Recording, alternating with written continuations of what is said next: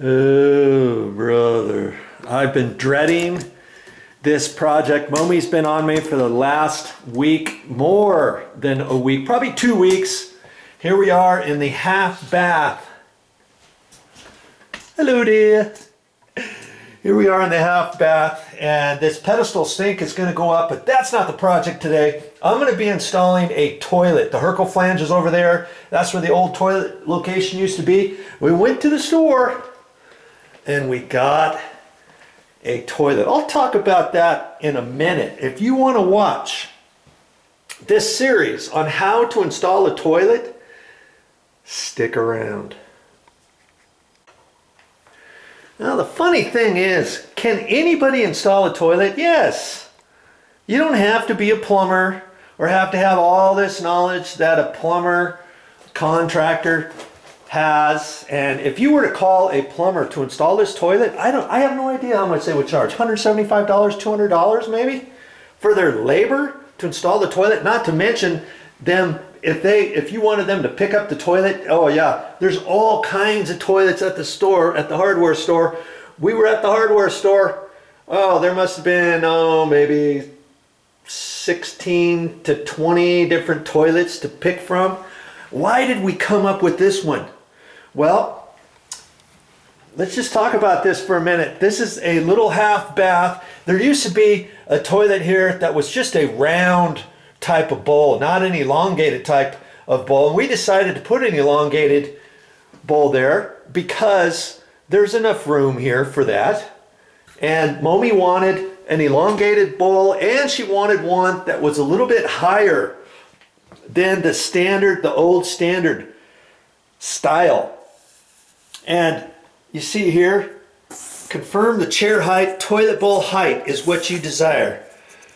This is 16.5 from the floor to the top of the bowl, the toilet bowl. That's what you're looking at right there, the front of the toilet, okay? And it's elongated. Elongated means, see how it's oblong, kind of shape of an egg.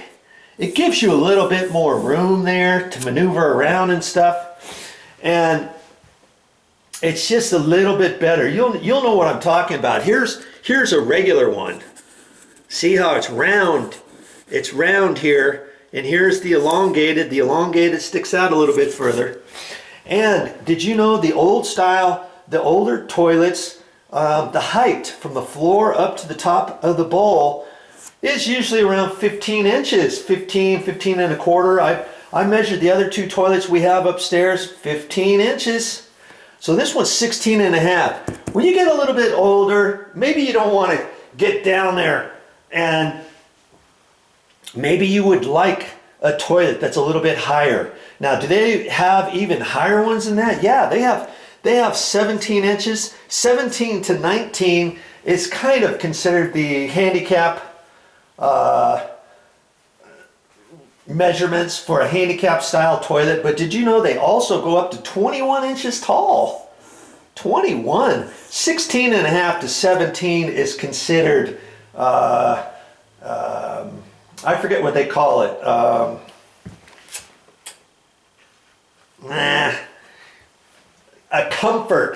The comfort toilets. 16.5 to 17.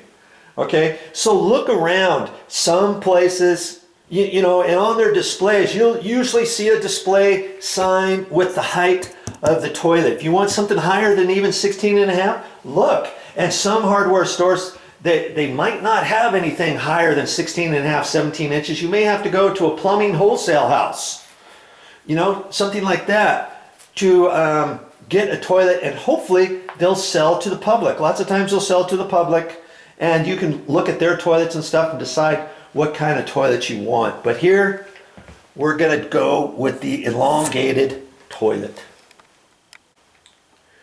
Now, I was reading on there somewhere, I think it even comes with the Herkel flange, with the wax ring and the bolts, the toilet bolts and all that kind of stuff. I'm not sure if it comes with the toilet bolt caps and stuff. So when I was at the hardware store, I got some toilet bolt caps here, and I'm hoping not to use those. I'm pretty sure the toilet comes with those.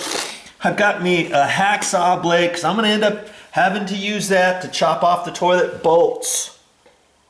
Oh, and even if it doesn't come with the toilet bolts, I've got some here, and this is the toilet ring I'm going to use. This is called a universal better than wax. Toilet seal, no leaks, worry-free. Fits any toilet, any drain, any toilet.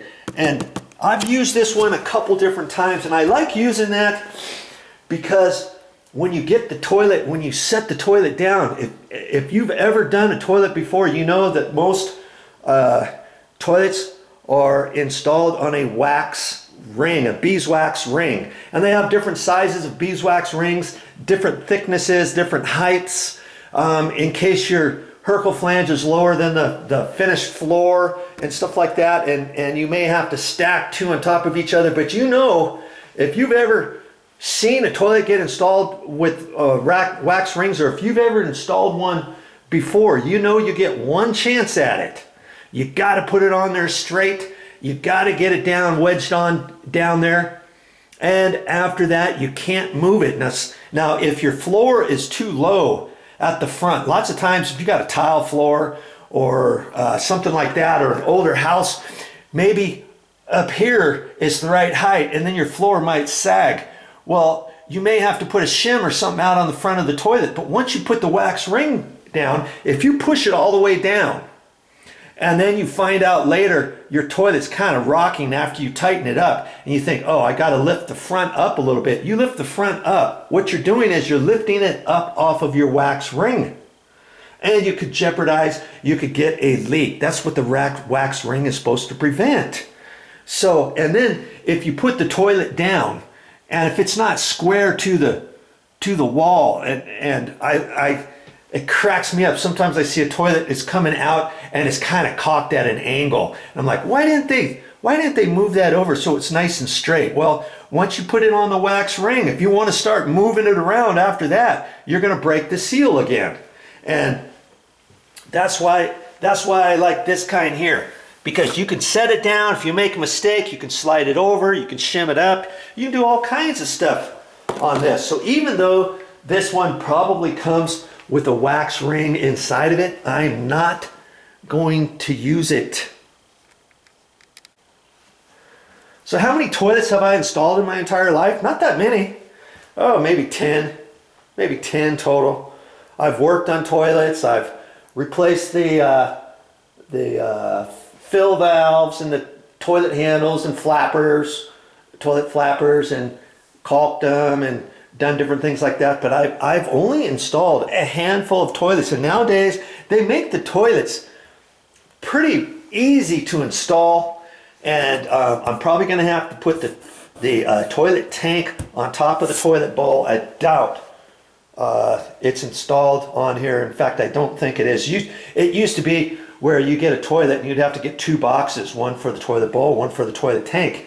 But now they put both of them together in there. It makes it heavy and awkward, bulky to load these up in your car and that kind of stuff. But in any case, I'm sure I'll be able to do it. I'm here all by myself. Me, myself, and I. We are going to tackle this toilet. You want to watch that?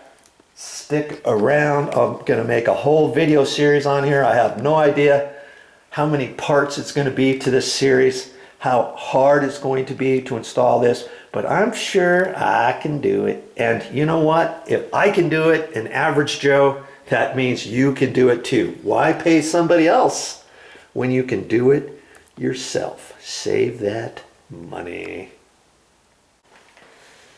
All right, so I've got to get situated. I've got to clean all this stuff out of here. This has been my little staging area. After we got done with all the floor, I kind of put stuff in here. I had this stuff out in the garage for a while, but Momi, she likes to park in here. We're of course we're moved in here now, but we haven't needed this toilet because we've got two toilets upstairs. No need. And so now she's been bugging me for a couple weeks. Now is the day to do it. Now I'm just getting myself acclimated. I'm not going to install this this toilet seal kit just yet. But you want to make sure this is all cleaned out, and it is. And I'm just kind of going to leave that there until I get everything situated, because that prevents the gas from coming up here. There's no trap, because the trap is inside the toilet. Okay, so whenever you replace a toilet or something, you're in construction or something, and you're still using toilets in your house, remodeling, whatever, you need to put some rags down there, or some crumpled up newspaper or something, or else you get the sewer smell coming back from there. Now I'm looking at this,